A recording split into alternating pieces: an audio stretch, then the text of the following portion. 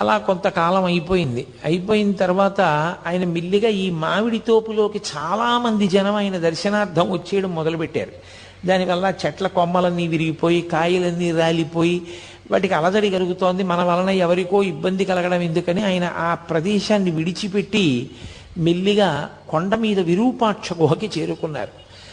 ప్రపంచం చాలా విచిత్రంగా ఉంటుంది. మీరు రమణ మహర్షి అనేటటువంటి ఒక తెర మీద ఒక చలనచిత్రాన్ని చూసినట్టు చూడొచ్చు.